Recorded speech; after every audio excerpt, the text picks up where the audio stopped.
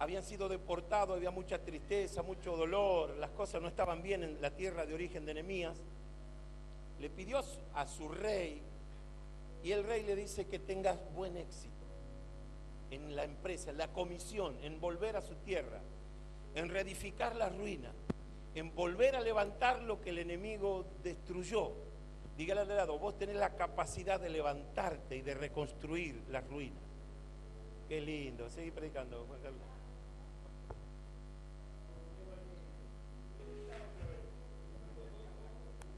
Está en nosotros, en aquellos que creen, de poder soltar virtud o de poder soltar tropiezo.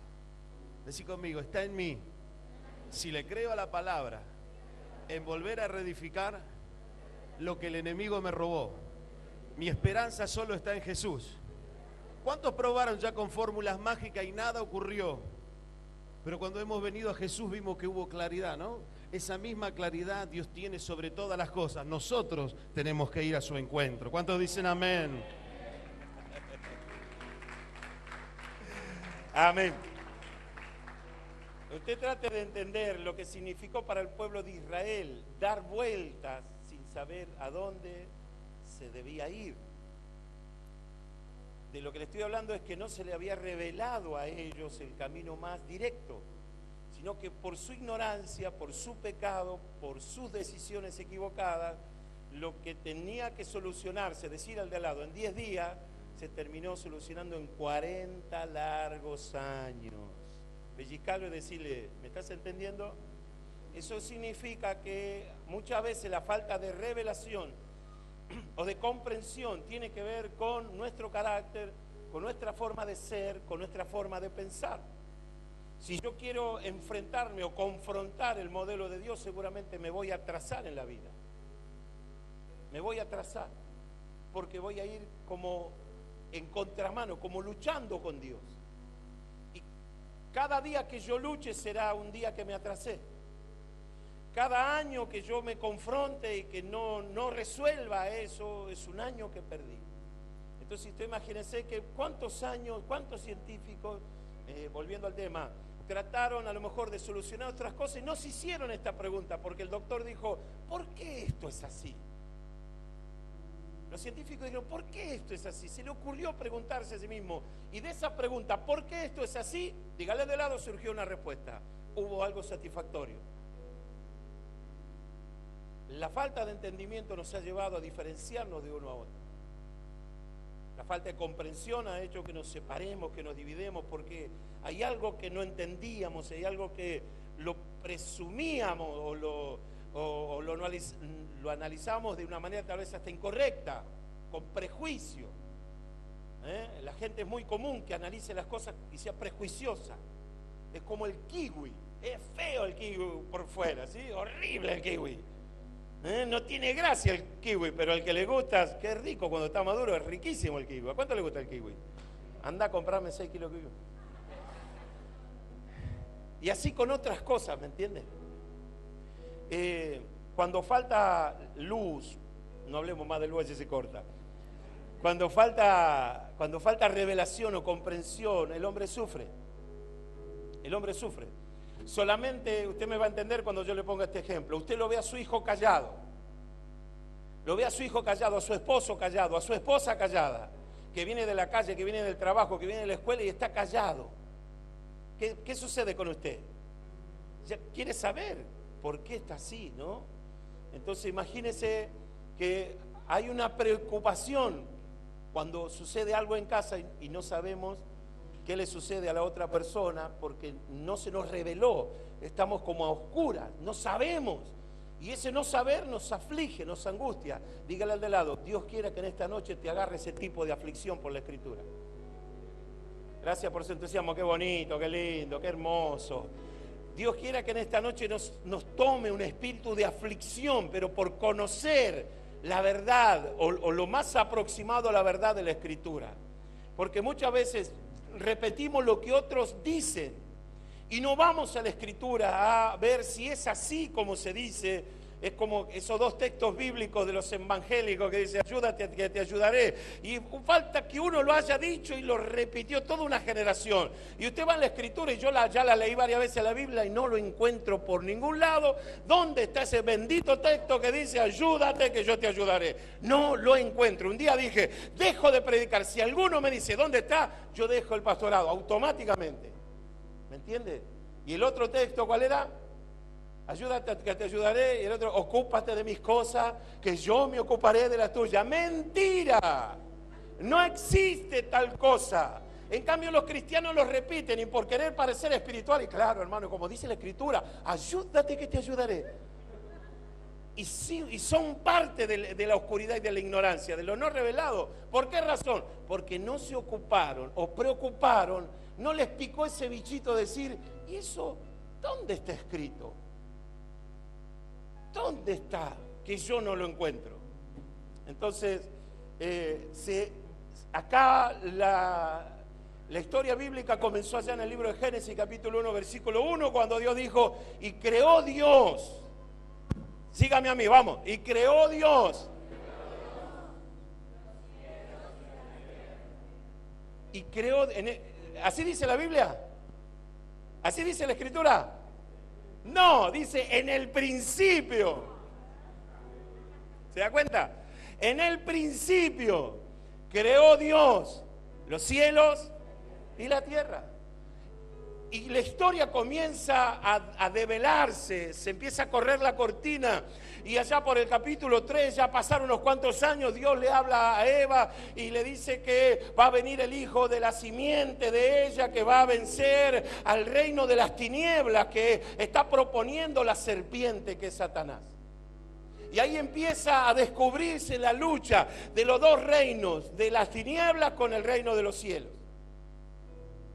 Y de lo que habla la Biblia no es de religión. Lo que habla la Biblia es un tema de gobierno.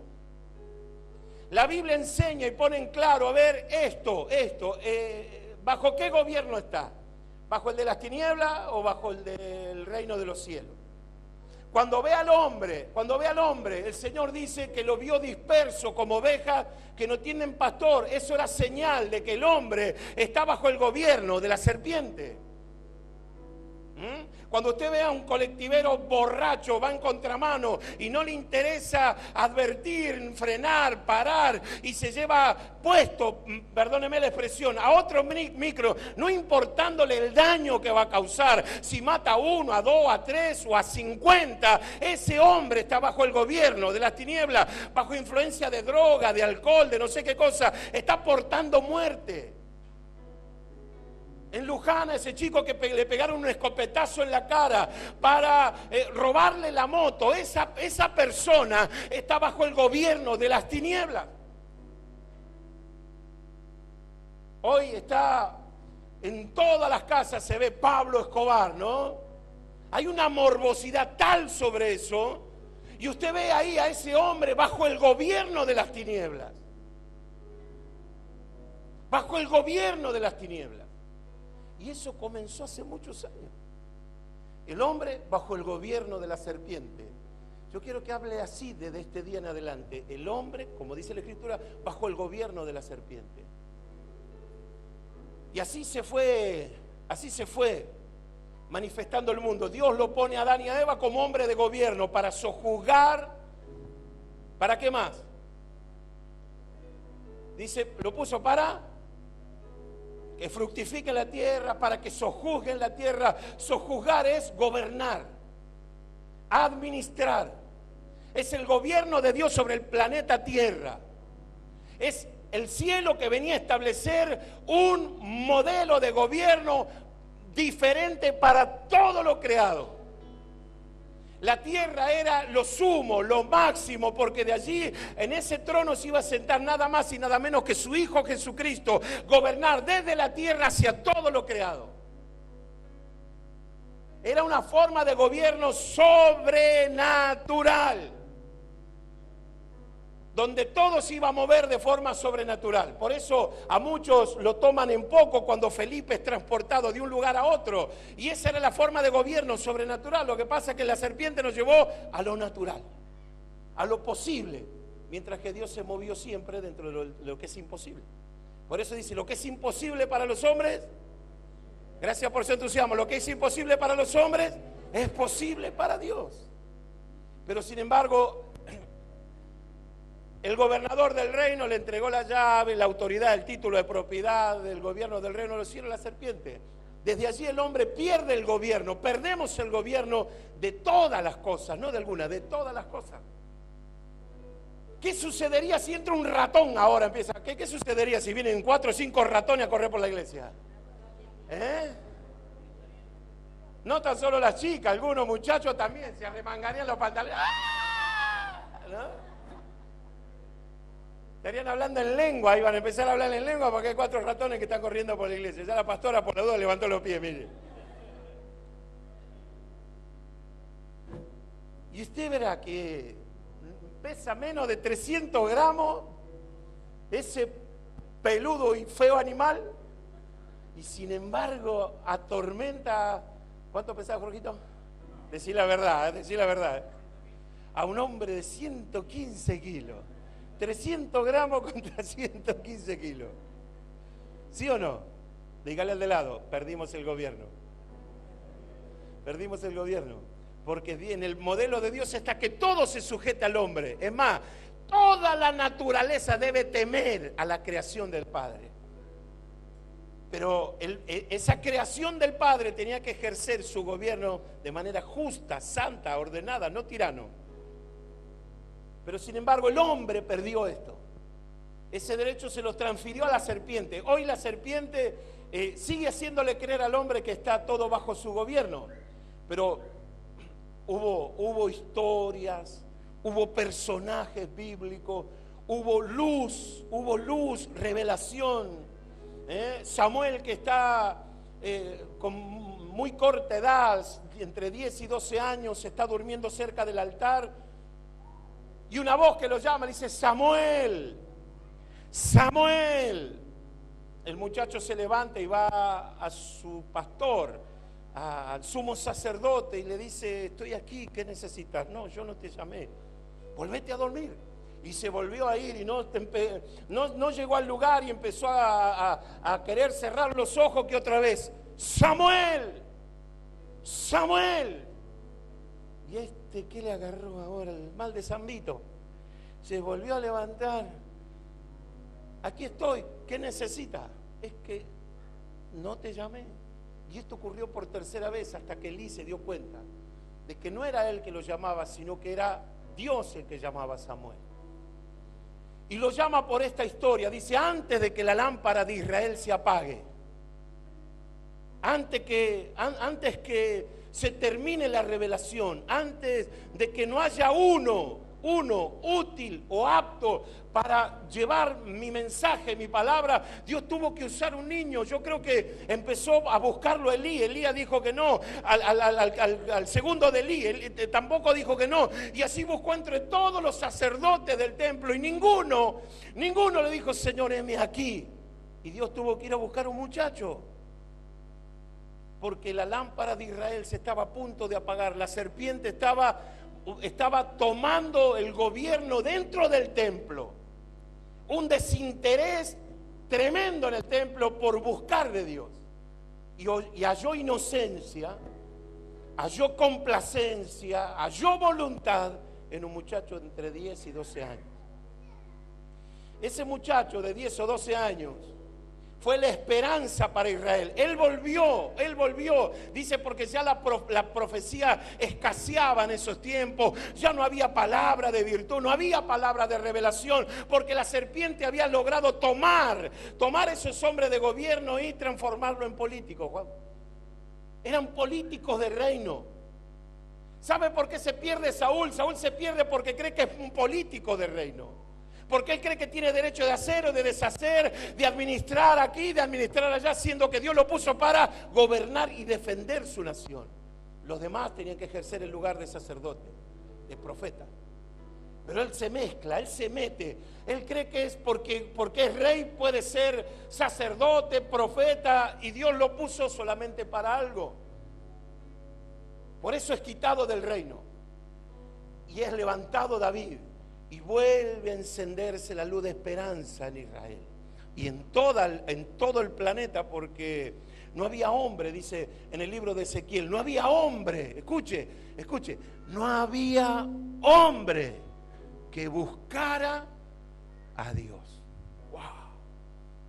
¿Cómo Dios puede gobernar si no hay un hombre? ¿Cómo hace, Vanina? Dios para gobernar si no hay alguien que lo busque. Por eso, bendígalo al que está a su lado. Dígale, te felicito por estar en esta noche, en esta casa. Lo único, papi, cambia la cara nada más, decirle, pero lo demás te felicito, te felicito por estar en la casa de Dios, porque de aquí, o de los hombres y de las mujeres que les prestan atención, Dios se vale, Dios va a valerse de usted. Por eso, recuerde, los hijos de la casa harán grande a la casa. Bueno, gracias, Dios les bendiga a todos. Hasta aquí el mensaje. Entienda, y eso que no leímos el texto. Entonces todo fue una cuestión de entre oscuridades, medias sombras y una palabra de revelación. Por eso eran tan buscados los profetas. Ahora entiende por qué eran tan buscados los profetas. Porque no había hombre, dice Ezequiel, que buscara a Dios. Entonces, ¿a quién recurría alguien cuando tenía algo que resolver? A un profeta, a un sacerdote, a un hombre de gobierno. Por eso es importante que usted me entienda y que me ponga todas las pilas en esto. Así sucedió en todo lo largo de la historia. Por eso Elías provoca lo que provoca, porque fue incorruptible. Por una sola, por lo que aparece en la Escritura, por una sola debilidad, por un solo error. Porque en un momento Elías entiende todo al revés y se metió en el desierto. Por esa razón Dios le dice, hasta aquí llegaste, Elías. Hasta aquí llegaste. No te voy a someter a mayores presiones, hasta acá. Y Dios lo separa, porque era un hombre de gobierno, es el profeta de fuego, el que le decía a la serpiente, no, el que hacía que descienda fuego sobre los dioses de Acera, de Baal.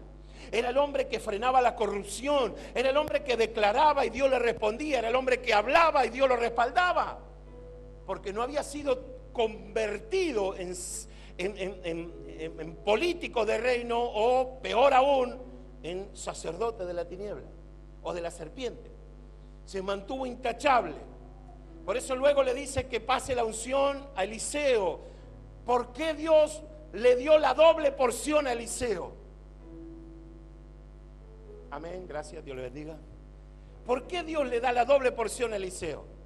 ¿Por un capricho de Dios o por un deseo de Eliseo?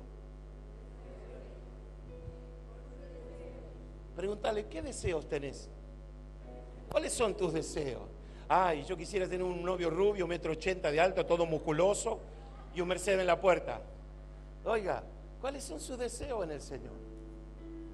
¿Cuáles son tus deseos? ¿A dónde querés llegar? ¿A dónde querés llegar? Pregúntele, por favor, haga de profeta, decirle, ¿hasta dónde querés llegar? ¿Dónde querés ir? ¿Qué querés inventar? Decirle, ¿qué querés inventar? ¿Cuáles son tus deseos en el Señor? Yo cuando estaba sentadito en esa silla, yo decía, me gustaría tanto predicar, pero no me da la nafta. Hasta que Dios me dio la nafta.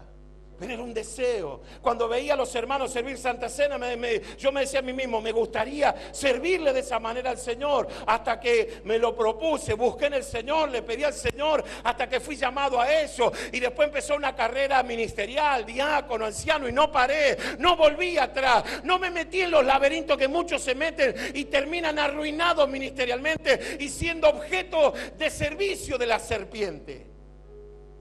Me puse una meta y le dije, Señor, yo no voy a servirle a la serpiente ni a la religión, te voy a servir a vos. De acá, de este lado había como 30, cayeron 39. Y de este lado había 50, cayeron 49. Pero yo me quedé paradito y le decía, Señor, no me voy ni a adelantar, no me voy a atrasar, me voy a mantener en el tiempo, me voy a mantener lo más cerca tuyo posible, porque esto no es por ejército, esto no es con fuerza, esto no es con inteligencia, esto es dependencia del Espíritu Santo, gloria a Dios. Esto es buscarle al Espíritu, esto es creerle a Dios, esto es amar a Dios, esto es ponerle potencia, aleluya, a la obra del Rey. reino. ¿Cuántos dicen amén? Esto es jugársela. Decirle al de lado, te la tenés que jugar, papi. Te la tenés que jugar. Te la tenés que jugar.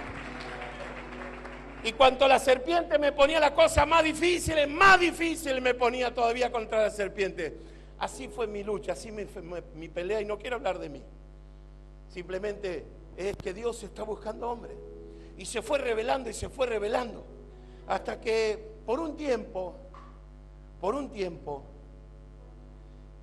al no haber esos hombres de gobierno y al no haber nadie que tuviese el espíritu de Eliseo, de decir, yo quiero la doble porción, yo quiero más de lo que tiene fulano o del pastor, quiero tener más gracia, quiero tener más conocimiento, quiero tener mayor virtud, y empezar a buscar y a buscar y a buscar. Ese hambre de Eliseo fue que lo llevó a tener la doble porción. No fue un capricho de Elías, ni mucho menos una aceptación liviana del Padre.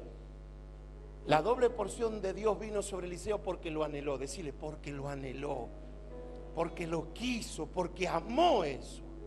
Amó lo que tenía Elías. Admiró a Elías, porque usted no va a querer algo que no admire. Gracias por su entusiasmo. No vas a querer nada que no admires. No va a querer nada que no admire. No me sigue. Usted no va a buscar, no va a pelear por algo que no admire. Cuando usted admire, lo van a rajuñar, pero no va a soltar nada, porque usted está admirando algo, ha puesto los ojos en algo y no está dispuesto a soltarlo, porque usted está admirando la conducta de su pastor, el testimonio de su pastor, el amor a su papá, a su mamá, el amor a la familia, la conducta de su padre, la conducta de su madre, y usted se pone en ese caminito y no está de acuerdo y no va a soltar nada. Porque admira. Yo no sé si usted admira a alguien. Pregúntale a quién admira. A Justin Bieber. Sin vergüenza. Hijo del diablo. Number one, ¿cómo el otro? ¿Viste? Baby. Y las chicas se vuelven locos. Baby. Y hay un predicador anunciando la gloria de Dios y están todos.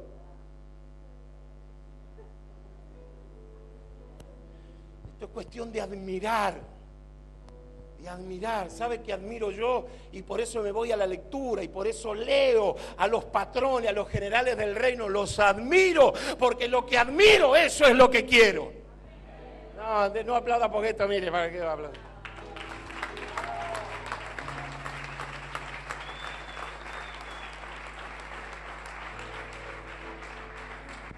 ¿A quién quiere que admire? ¿A un desordenado, un charlatán, a un chismoso?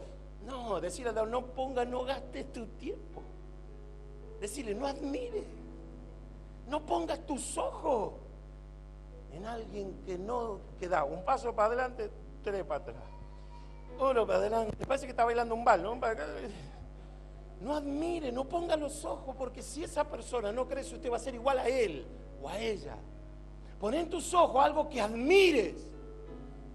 Un modelo, admira a alguien que te marque, que te dé el rumbo correcto. Elías era el modelo de admiración para Eliseo. Su conducta, su testimonio, su virtud, su verdad, el respaldo de Dios, porque era el hombre de gobierno. No se sometió a la serpiente, lo siguió y quiso eso, pero quiso más. ¿Sabes? Decirle al de lado, para vos siempre va a haber más. Decirle, por favor, tocas 3 personas, 4 personas, 20 personas, la que te dé la mano. Para vos, decirle, para vos siempre va a haber más. Vamos, sacudilo, despeinalo, patealo. Para vos siempre va a haber más. Siempre va a haber más. Y no es cuestión de doble. Acá es cuestión de mucho más y mucho más y mucho más. ¿Cuántos dicen gloria? Grite, para mí hay más. Grítelo, para mí hay más. Para mí hay más. Grita, grita, para mí hay más. Para mí hay más. Lo que pasa es que no, al no creerlo y no admirarlo, no hay más. Al no admirarlo, no hay más. Te quedaste con eso. Pero cuando empieces a admirar, a amar, vas a alcanzar eso que estás admirando. Mientras no haya ese fueguito, esa cosquillita, esa inquietud de admirar, vas a estar igual. Vas a estar igual. Así pasó. 400 años donde no había uno que buscara a Dios. Demasiado tiempo, ¿no? Demasiada paciencia del Padre, demasiada misericordia. Se cortó la comunicación, se cortó el diálogo. No hubo quien buscara a Dios. ¿Qué estará pasando en estos años en Argentina? ¿Habrá alguien que busca a Dios? ¿De verdad? ¿Que lo busca de verdad? ¿Que quiere hacerle la guerra a la serpiente? Bueno, así era. Era una total falta de admiración. No había un modelo a quien admirar. El que no estaba metido en política estaba metido en la corrupción, el que no estaba metido en la corrupción estaba metido en, no sé, en cualquier cosa, pero nadie estaba metido en los asuntos del reino ni de gobierno. Y no hubo, hasta que a Dios le agradó y halló a una muchacha. Dios se reveló años atrás a un muchacho entre 10 y 12 años. Y ahora se revela una jovencita entre 14 y 16 años que es María. Y ahí le revela. Y después de una noche de 400 años de no haber palabra, vino la palabra. Vino la revelación de la palabra, la conexión del Espíritu, la revelación de los Espíritus. Volvió lo sobrenatural de Dios porque Dios oyó una muchacha de gobierno. Esto no es virtud de hombres. El carácter del gobierno está más en las mujeres que en los varones. Se lo digo así suavemente. ¿Amén o no amén? ¿Cómo saben ustedes? El hombre dice, acá mando yo, cuando mi señora me deja. Yo soy la cabeza de la casa, pero mi mujer es el cogote. Así que las que gobiernan la casa son las chicas. Y son buenas administradoras, y gracias a Dios por las mujeres. La cuestión fue que Dios no halló un hombre, halló una jovencita, porque el propósito era hallar una mujer.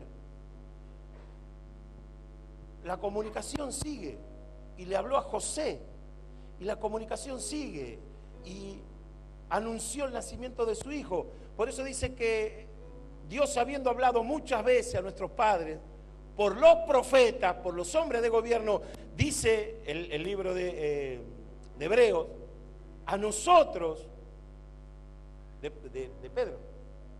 Pedro, a nosotros nos ha hablado por su Hijo. Pero hubo que pasar 400 años de silencio. Y como no se halló al hombre de gobierno, tuvo que nacer el hombre de gobierno. ¿Me sigue? ¿Me va siguiendo? Como no había hombre de gobierno, tuvo que nacer el hombre de gobierno. Y cuando nació el hombre de gobierno, la serpiente se levanta contra el niño de gobierno. Manda a matar a niños de 2 años. Usted ya conoce la historia. Y así Dios va cuidando a ese niño de gobierno, que luego es un jovencito de gobierno. Y ese jovencito de gobierno un día se desapareció de los padres. Y mire qué gobierno que tendrían los padres, que al tercer día lo hallaron. Se perdió y al tercer día lo hallaron porque vieron una caravana larga. Y se quedaron tranquilos. Y seguro está con Graciela La Sala, con Juan Carlos. Estará en la casa de algún hermano, de Fabián, de algún hermano, de los pastores. Y cuando fueron a buscar y a tocarle el timbre a los hermanos, no, Jesús no está acá. Y ahí se les cayó la ficha. Que habían perdido el gobierno. ¡Wow! Tremendo. No pudieron administrarlo. Y cuando lo hallaron, ¿dónde estaba el niño de gobierno? ¿Dónde estaba el niño de gobierno? Sentado entre hombres adultos, ancianos, ¿no? Y cuando lo sorprende el padre, dice, ¿por qué nos hiciste esto? ¿Por qué tal cosa? Es que en los asuntos o en los negocios de mi padre, dice el niño de gobierno, me conviene estar. Ya a los 10 años marcaba su gobierno. Y después fue un muchacho de gobierno. Y hay una etapa casi de 18 años que no se dice nada de Jesús, pero es que siguió su vida habitual, siguió su vida al lado de su familia, de sus hermanos, cuidó de su madre después de la muerte de su papá, se hizo cargo de la casa y vuelve a aparecer. El hombre ya no es más niño de gobierno, hubo una transición y aparece el hombre de gobierno. Dígale al de lado, el hombre de gobierno, Cristo, el hombre de gobierno. Ese es el modelo perfecto. Eso es lo que el Señor vino a hacer. Imagínense un planeta de muchos Cristos. Imagínense un planeta, 6.000 o 7.000 millones de Cristos. Tremendo, ¿no? Con esa misma autoridad, capacidad, gobierno, de cosas sobrenaturales, de operar en lo sobrenatural.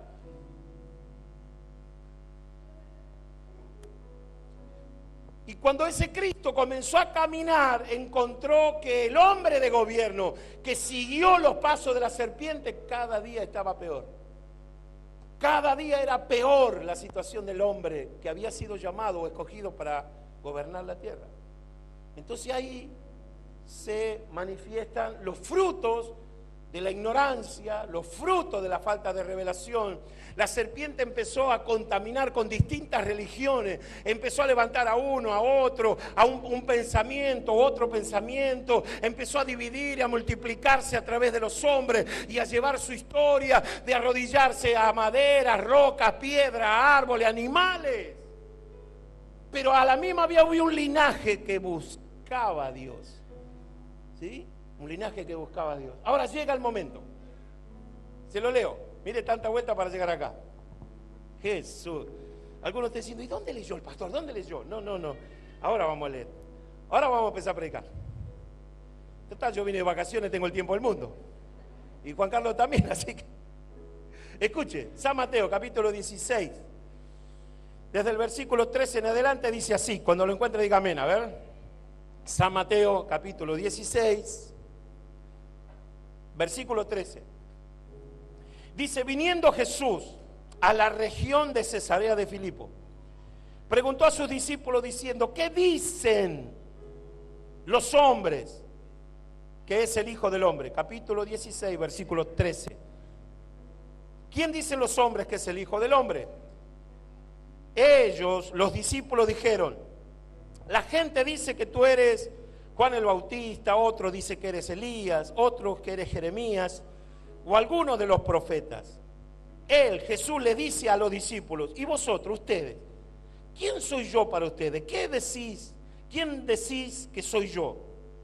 Respondiendo Simón ante el silencio, dijo, tú eres el Cristo, el Hijo del Dios viviente. Entonces le respondió Jesús, bienaventurado eres Simón, hijo de Jonás, porque no te lo reveló carne ni sangre, sino mi Padre que está en los cielos. Y yo también te digo que tú eres Pedro, y sobre esta roca edificaré mi iglesia, y las puertas del Hades, no prevalecerán contra ella. Y a ti te daré la llave del reino de los cielos. Escuche, y todo lo que atares en la tierra será atado en los cielos. Y escuche, y todo lo que desatares en la tierra será desatado en los cielos. Entonces mandó a sus discípulos que a nadie dijesen que él era Jesús el Cristo. 3 años de un seminario. 3 años de un seminario con el mejor de los maestros. Y en una situación de camino que ellos vienen de una región y llegan hasta un lugar, Jesús habrá pensado y habrá dicho, este es el momento para la evaluación final, para la prueba final. Y les tomó una prueba oral, a ver qué revelación tenían ellos de la persona de Cristo. pero lo toma así. ¿Qué dice la gente? ¿Quién dice la gente que soy yo? Y como esa era una respuesta fácil, usted va a encontrar a estas personas: Juan el Bautista, Elías y Jeremías. Recién le hablé de admirar. La gente admiraba a estos profetas. La gente admiraba a estos hombres porque no habían caído bajo el gobierno de la serpiente. Son 3 hombres que marcan que no vendieron sus ministerios a la serpiente. Elías no vendió su ministerio a la serpiente. Juan el Bautista perdió su cabeza, lo amenazaron con matarlo, pero no se asoció con la serpiente. Jeremías lloró, sufrió, es el tipo de Cristo sufriente que está velando por su pueblo. Tanto Juan el Bautista, tanto Elías como Jeremías son los tipos de admirar. Por eso le dije recién: ¿a quién admira? Lo que admire usted lo va a lograr, lo va a tener, lo va a conquistar. Lo que no admire, nunca lo va a tener. La gente admiraba a esos hombres. La gente admiraba a Juan el Bautista. Era un profeta del momento, antes de que comience el ministerio de Cristo, el ministerio que estaba poderosamente desarrollado en esa tierra, era la de Juan el Bautista. Y era un hombre que no se callaba ante la serpiente. Era un hombre que iba ante el rey y le decía: tú has tomado la mujer de tu hermano, estás haciendo pecar a todo Israel. Herodías es la esposa de tu hermano, no es lícito que la tenga, no es lícito que la tomes por mujer. Y el tipo le gritaba desde acá y el rey Herodes estaba a 3 metros de altura escuchándolo. No se asoció con la serpiente. No le tuvo temor al rey Herodes, diciendo que eran uno de los perversos que había en ese lugar. Y dice que Herodes le temía a Juan el Bautista porque era profeta, porque el pueblo lo tenía como profeta, como un hombre de gobierno. No era un trucho, decir, no era un trucho. Digan, no era un trucho. La serpiente no le tiene miedo a los truchos, decir al de lado. Pero sí le tiene miedo a los de verdad, a los hombres de gobierno. Lo amenazaron. Y allí vino Salomé bailando, ahí la conga empezó, y este que era perverso la codició a la hija de Herodías. Léalo en el libro de San Mateo. Y cuando vio la chica que lo sedujo al rey, y lo sedujo a tal manera que el hombre abrió la boca y le dijo: te daría, ¿qué te puedo dar para...? Y la mujer, la Herodía, la que Juan el Bautista la acusaba, le dice: la cabeza de Juan el Bautista en una bandeja de plata. Y dice que el rey temía, pero era más en la lujuria que la serpiente le propinó, que ahí perdió Juan el Bautista su cabeza. Pero como dice, ¿cómo es? No vuelvo para atrás ni para tomar impulso. ¿Cómo es? ¿Qué dice eso? Funky, mijo. No doy, ¿cómo es? ¿Cómo es? Para atrás ni para tomar impulso. ¿Se lo dije yo? No vuelvo para atrás ni para tomar impulso. Juan no volvió atrás. No volvió atrás. Yo quiero hacerle una pregunta y ya vamos a ir cerrando. Mañana lo vamos a terminar. Preguntarle al dedo: ¿cuántas veces cediste ante la serpiente? ¿Cuántas veces la serpiente te hizo?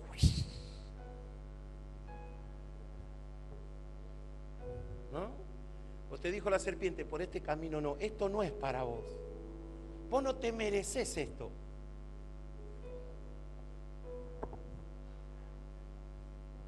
La serpiente más de una vez se nos paró en el camino. Pregúntale: ¿vos lo podés vislumbrar?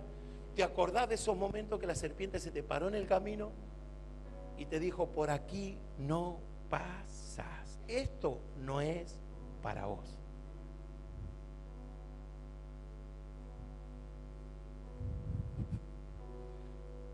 Y hemos retrocedido. El que dice que no se ofenda, pero me está engañando, me está mintiendo.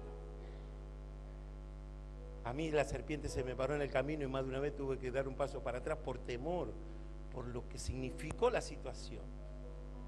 Eso no quiere decir ni que somos mejores ni que somos peores, simplemente que no nos ha sido revelado algo. Porque si nos hubieran revelado, nos hubieran enseñado algo, le aplastamos la cabeza a la serpiente. Pero esa fue parte, decir al de lado, no te preocupes, fue parte de tu formación. Fue parte de un carácter espiritual. Formaste parte de un trabajo de un carácter espiritual. Se fue desarrollando. ¿Entiendes? Entonces, llegó un momento en que estas tres personas, como Elías, ya le hablé de Elías. Eliseo admiraba a Elías. Yo creo que hoy faltan hombres que despierten admiración en el pueblo. Porque el que no le debe una vela al gauchito Gil, se la debe a la difunta Correa. El que no corre, vuela. Yo creo, y le dije a los apóstoles, con quien hablo con ellos, y le dije, la situación que la iglesia está viviendo hoy, no es un problema de la iglesia, es un problema de los generales. Los generales no están cumpliendo con su deber. Los generales no están ejerciendo el gobierno. Y escuche, la iglesia no es una democracia. La iglesia no se lleva democráticamente. La iglesia hay una forma de gobierno, es el gobierno del Espíritu en la iglesia. Por alguna razón Dios toma a un hombre, una mujer, lo establece. Ese hombre establece un ministerio y ese ministerio es el que administra la iglesia. Pero a ese ministerio también hay que estar sobre ese ministerio, ejerciendo el gobierno, porque también hay gente del ministerio que damos todo para allá y hay algunos que van para el otro lado. Entonces hay que tomar el gobierno del Espíritu. No es una democracia, no es que opinan todos. Ay, a mí me gustaría que la pintemos de verde, la pared. No, verde, no, ya la pintamos el año pasado. Vamos a pintarla azul y amarillo, dijo un hincha de Boca.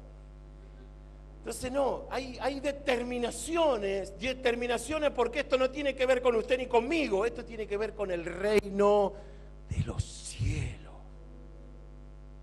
Esto no es la opinión de alguien, esto es el gobierno del reino de los cielos por las Escrituras. Vuelvo al tema. ¿Por qué Dios nos respalda ciertas cosas que hacemos, determinaciones o decisiones? Porque no se ajustan a la ley del gobierno del reino de los cielos.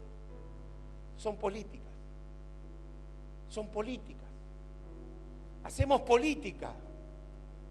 Se establecen camarillas, se establecen grupos sectarios dentro de una iglesia y hay un cuerpo dividido. Ahora pregúnteme a mi pastor, ¿Dios va a obrar? Y no va a obrar, porque evidentemente la serpiente logró hacer algo. ¿Qué logró hacer? Establecer un gobierno dividido de opiniones. Estas tres personas marcan el fuego, Elías, la pasión, Juan el Bautista, y la verdad. Y Jeremías, el dolor por la iglesia. Entonces, no es cualquier cosa, no es que dijeron porque se acordaron ahí. No.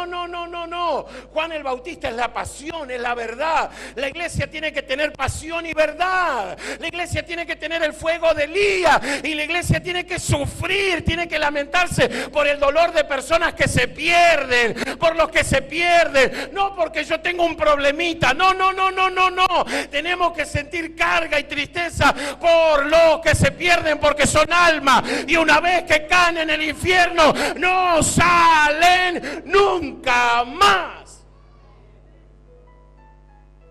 Es la pasión. Es el profeta llorón, le dijeron algunos, pero lloraba por ver un pueblo que cada vez se sometía al gobierno de la serpiente antes que someterse al gobierno del Padre o del Espíritu. Un hombre que fue desafiado a comprar tierra cuando todos eran llevados cautivos. El Señor le dice a Jeremías, quiero que compres tierra. Algo contradictorio. A precio vil. Un terreno que valía $100,000 se lo compraba por 30, 50 o 100 pesos. Y la gente tomó a mal. Lo odió a Jeremías.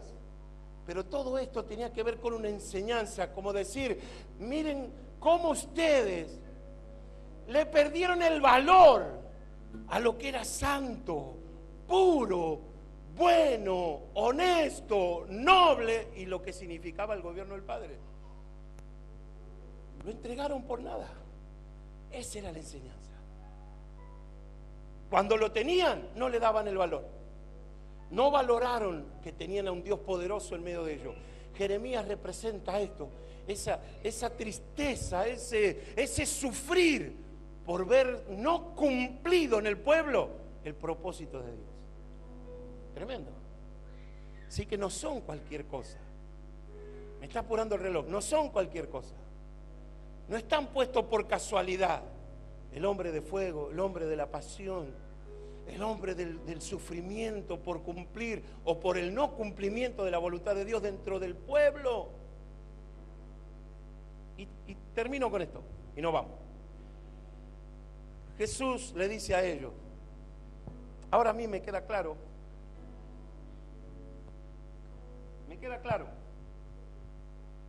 ¿qué opinan los demás? Y que los demás no tengan revelación, bueno, vaya y pase, ¿no? Que el pueblo no sepa, el pueblo, la sociedad, los vecinos, que no sepan responder una pregunta concreta, tocante al gobierno, al reino de los cielos. Bueno, que el de al lado no lo entienda, bueno, que el de enfrente, el muchacho, aunque debe saber más aquel porque estamos así enfrente, ¿no? Ese debe saber más que todos nosotros. Escuche, aunque no lo sepan ellos, está bien, es de entender. Ahora Jesús va, mete el dedo en la llaga y le dice que hayan respondido de esta manera a ellos, y bueno, es entendible. ¿Y ustedes? ¿Quién soy yo para ustedes? ¿Quién soy yo para ustedes? Para los 11 o los 12 que estaban allí. Esa era la respuesta, esa era la pregunta que iba a concluir una enseñanza bíblica. Era la prueba final, ahí le daban la cadenita, el certificado y ahí lo ungían de apóstoles.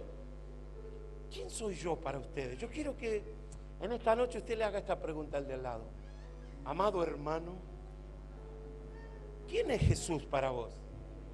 Pregúntale, ¿quién es el Señor? ¿Quién es Jesús? Es muy importante que usted tenga claro quién es Jesús. Si usted no tiene claro quién es Jesús, es que todavía no tiene claro lo que significa la salvación de su alma. Y no es cuestión, decía la pastora, no es cuestión de recibir a Cristo, sino es arrepentimiento por los pecados. No es que yo resolví a Cristo, recibí a Cristo y ya está. No. Recibí a Cristo, pero eso fue consecuencia de la predicación de la palabra. La predicación de la palabra me convenció de que lo que yo estaba haciendo era realmente deshonesto o malo. Se provocó el arrepentimiento. Me vuelvo a Cristo y recibo su perdón. Y el Espíritu Santo me provee el tiempo para que haya una nueva persona, para el nacimiento de una nueva criatura. Así que no se termina con recibir a Cristo. Ese fue uno de los problemas de las campañas. ¿Por qué se acabaron las campañas en este país? Fue un momento tremendo en los años 80. 5.000, 7.000, de a 10.000, de estadios enteros venían a recibir a Cristo, pero no había la transformación del nuevo nacimiento del Espíritu. Hubo mucha oveja, pero pocos generales. La mayoría de los líderes, el problema está en el liderazgo. Cada uno predica lo que quiere y lo que le conviene y lo que la gente quiere oír. Bueno, voy a predicar esto para que los hermanos no se me vayan. Eso quiere decir que es funcional a la serpiente, que está haciendo política. Mañana me va a entender el mensaje. Va a entenderlo más todavía. La iglesia no es una religión más. Sacátelo, decirle, sacaste de la cabeza la idea de la iglesita. Ahora entiende por qué razón el pastor fulano de tal o no sé quién se enoja cuando se le va uno. Pero se fue y se fue para allá. Si se hubiera ido para allá, bueno, pero se fue para allá. Pero el hombre no se enoja cuando le vienen 10 de golpe, se enoja cuando se le van. Y para que no se vayan, y bueno, hay que ser tolerantes. ¿Y sabe lo que dice la Escritura? Tú tienes ahí a los que toleran, dice el libro de Apocalipsis. A los que toleran. Entonces al pecado no hay que tolerarlo. A los frutos de la serpiente no hay que tolerarlos. No. Porque si no estoy jugando el juego de la serpiente. A este no porque tal cosa, a este no porque canta, a este no porque toca la guitarra, a este no porque ofrenda.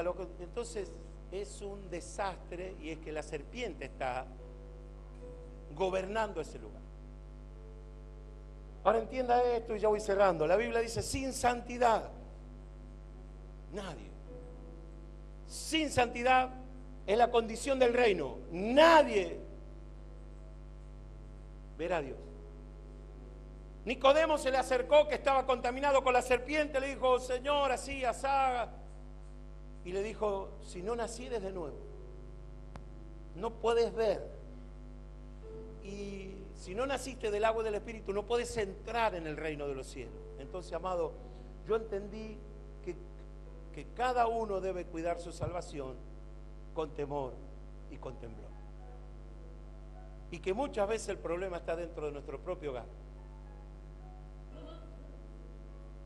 ¿Sí? Que cuando uno de los dos o al miembro de la familia se propuso buscarlo a Dios, a alguien, o la esposa, o el esposo, ¿qué te hace la pastorcita ahora? Si nos conocemos, si tenés un respeje y me va a tener una historia, ¿qué te venía ahora con la pastorcita? Aleluya, gloria a Dios. O al revés, ¿qué te hace el pastorcito vos, que le entra la birra y no te conoce ni tu abuela? ¿No? Esos reclamos, en vez de apoyarlo, porque va a lograr un mejor marido, un mejor padre o hermano o hijo, no, la cuestión es pelearlo, contradecirlo, hacerle difícil. ¿Qué te hace la evangélica? ¡Hurra la vaquita! ¡Uy! ¿No? Y son cosas así feas. Entonces el tolerar es eso, no hay que tolerar, hay que llamar las cosas por su nombre. Lo que está bien, lo que no está bien, no está bien. Y los pastores y los líderes de la casa están para enseñarnos. Yo necesito aprender y llamo. Usted supiera, yo llamo, pregunto, ¿cómo es esto? ¿Cómo es aquello? Si estoy mal, corríjame, disciplíneme, le digo también. Porque necesitamos recuperarla al espíritu de la iglesia. Cuando el espíritu de la iglesia se recupera, empieza a florecer la iglesia. La iglesia no está para que te aburras, decirle al de lado. La iglesia no es para aburrirse. No es para andar mirando la hora, uy, hasta cuándo que la sigue, que ya termine, ya pasó media hora de la última vez que dijo que ya termina. No está para que te aburras, está para que disfrutes. Porque donde está el Espíritu de Dios, allí hay libertad. Y qué tremendo es poder lograr decir, disfruto la palabra, disfruto el mensaje. No la corte, siga. ¿Cuánto quiere que siga? ¡Anda! ¡Anda! Bueno, mañana le voy a hablar de esto, de lo que le dijo Jesús a Pedro. Simón, hijo de Jonás. ¿Sabe qué le estaba diciendo con esto? ¿Sabe qué le estaba diciendo? Mañana se lo voy a contar. Mañana a la mañana le voy a decir qué le quiso decir cuando le dijo Simón, hijo de Jonás. Para los que no van a venir, mañana tienen que venir. Simón, hijo de Jonás, tiene que ver con que él lo conocía. Yo te conozco. Así como vos me conoces a mí, yo te estoy conociendo a ti. Y el que me conoce a mí, dijo Jesús, también a mi Padre conoce. Y lo que le está diciendo Jesús es, este es un momento tremendo, es como un nacimiento, es como algo glorioso que está cayendo allí. Es como una nube de gloria que tomó esa reunión, lo tomó al Señor ahí, lo tomó a los discípulos, y todos, lo que era de admirar era el silencio. Porque nadie habló cuando el Señor le dijo, ¿y ustedes? ¿Qué soy yo para ustedes? No habló nadie. No tenían revelación, no se le había despertado el entendimiento, la admiración. No admiraban al Señor, no lo admiraban. El que lo admiró fue Pedro. El que lo admiró fue Pedro. Por eso le dijo, tú eres el Cristo, el Hijo del Dios viviente. Por eso Pedro llegó a ser quien fue. Y lo demás, si usted se acuerda de alguno, avíseme porque yo no me acuerdo. ¿Se da cuenta? Lo que admires, decirle al de lado, vámonos a casa. Pero antes de irnos, decirle, antes de irnos a casa, lo que admires, eso es lo que vas a lograr, eso es lo que vas a tener. Lo que admire vas a tener. Si admira el pecado, se va a vivir en pecado. Si admira a un desordenado, va a andar desordenado. Pero cuando empiece a admirar a alguien que lo llene, que lo levante, que te anime, que te diga la verdad, que te ponga la palabra como un espejo, cuando usted diga, yo quiero tener lo que esa persona tiene, el pastor Juan Carlos, yo, Gori, la pastora, alguna chica, yo quiero tener lo que ellos tienen, yo quiero tener esa pasión con que cantan, quiero tener la pasión con que tocan un instrumento. Eso es lo que usted va a hacer y eso es lo que usted va a tener. Lo que admire va a tener. Dígale al de lado, lo que admires, eso es lo que vas a tener. Diga gloria, gloria, gloria, gloria, gloria, gloria, gloria, gloria. Nos ponemos de pie, por favor. Lo que admires, yo admiro al Señor, lo amo al Señor. ¿Cuántos ya entraron a la presencia del Señor? ¿Cuántos están ya disfrutando de la presencia del Señor, que no han contaminado, escuche, mañana va a entender esto, que no han manchado su ropa, sino que han lavado su ropa por la sangre del Cordero? Y el apóstol San Pablo dice, a las que combatieron conmigo, a las que militaron conmigo en el reino de los cielos, a las que ya están en el Señor. Recuerda a Clemente, habla de Bodia, de Sintique, y de unos cuantos obreros más, colaboradores más, dice el apóstol, que ya están en la presencia del Señor. Qué tremendo. Una iglesia de gobierno. No es una iglesia.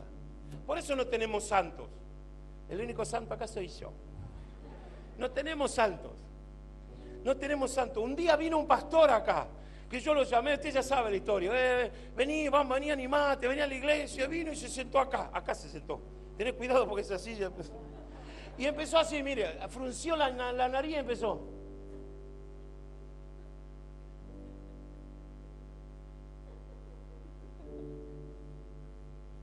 Agarró y se fue. Y lo atajaron en el fondo. ¿Por qué se fue? Es porque no había escrito la palabra Jesús en ningún lado. Cántame la comparsita, por favor, que me va a alegrar con eso. Porque no vio la palabra Jesús. Ahora, si usted ve, todo esto tiene que ver con el Señor. Ahí está Jesús, ahí está Jesús. Acá está el Señor en los cuadros, acá. Está en todos lados Jesús. Pero no hay peor ciego que el que no quiere ver. Lo que usted admire va a tener.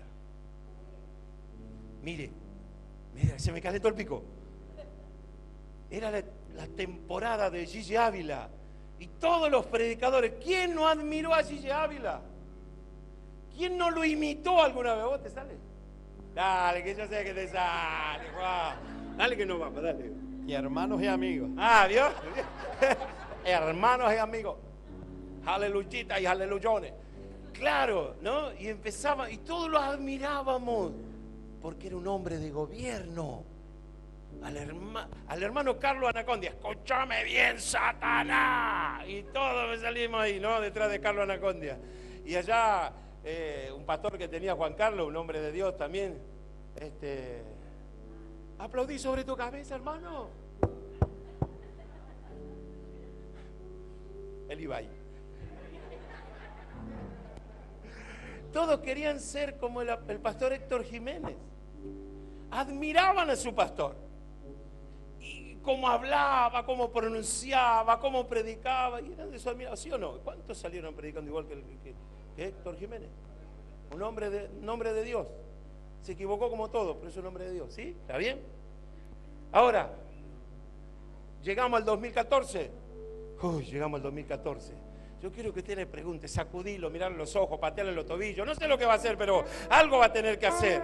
Y dígale así de esta manera: tenés que poner los ojos en alguien. Tenés que buscar un modelo.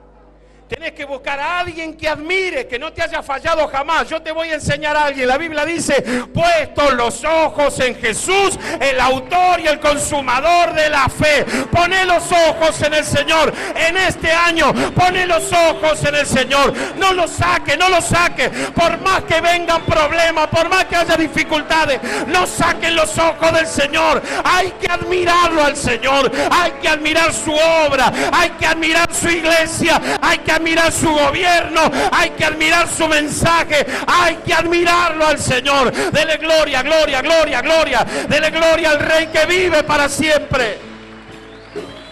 Dele gloria, por favor, dele gloria, gloria, gloria, gloria, gloria, gloria. Que se despierte su admiración en este año, para que se cumplan los sueños en el Señor. Que se despierte su admiración.